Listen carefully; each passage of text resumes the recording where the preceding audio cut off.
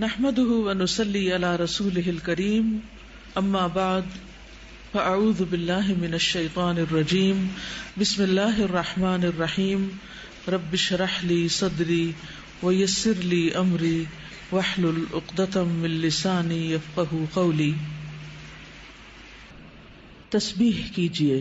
جہاں تک تسبیح کرنے کا حکم ہے تو وہ نماز کے اندر بھی اور نماز کے علاوہ بھی ہمیں اس کی تاکید ملتی ہے اور اس کا بہت فائدہ اور ثواب ہے.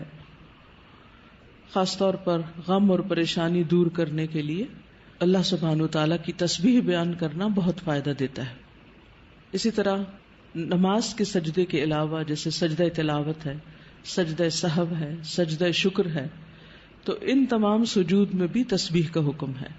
پھر اسی طرح وتر کے آخر میں سبحان الملک القدوس، اسی طرح عام سبحان اللہ و بحمدہ، سبحان اللہ العظیم، سبحان اللہ و بحمدہ، سبحان اللہ والحمد للہ ولا الہ الا اللہ واللہ اکبر کے شروع میں بھی ہر نماز کے بعد 33 بار سبحان اللہ.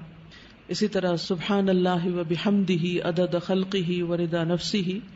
تو تسبیح کے کئی صیغے ہمیں ملتے ہیں، تو ہمیں اپنی زندگی میں کثرت کے ساتھ اللہ سبحانہ وتعالیٰ کی تسبیح کرنی چاہیے.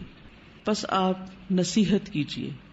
ذکر میں کچھ اذکار ایسے ہیں جن کی قرآن و سنت میں کثرت کے ساتھ وصیت کی گئی، اور اگر انسان ان اذکار کی روزانہ پابندی کرے تو بہت سی پریشانیوں، غموں، تکلیفوں، بیماریوں اور گناہوں سے بچا جا سکتا ہے.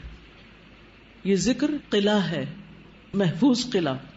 جب انسان اللہ کا ذکر کرتا ہے تو ایک محفوظ قلعے میں آ جاتا ہے. کس کس چیز سے قلعہ ہے؟ کس کس شر سے؟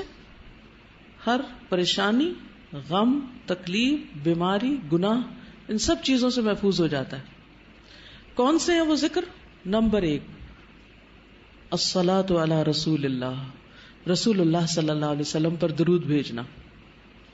نمبر 2 کثرت الاستغفار. ہر غم سے نجات مل جاتی ہے انسان کو جب انسان استغفار کی کثرت کرتا ہے.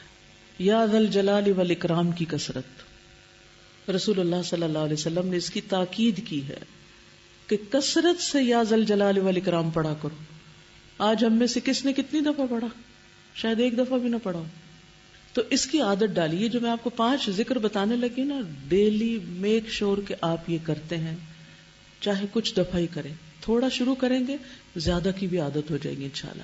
لیکن اس کا فائدہ بہت زیادہ ہوگا. فائدہ یہ کہ آپ بہت سے غموں اور پریشانیوں سے نکل آئیں گے.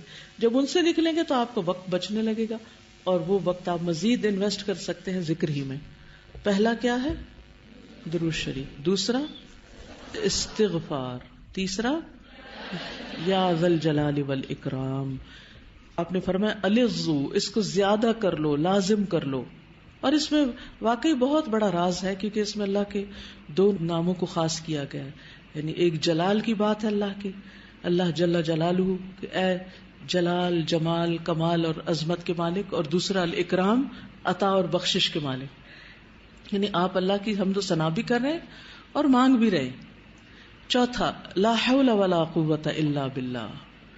نبی صلی اللہ علیہ وسلم نے صحابہ کو اس کی بہت تاکید کی اور فرمایا کہ یہ جنت کے خزانوں میں سے ایک خزانہ ہے، اور آپ اس کو پڑھنا شروع کریں تو آپ عجیب و غریب تبدیلی اپنے اندر پائیں گے.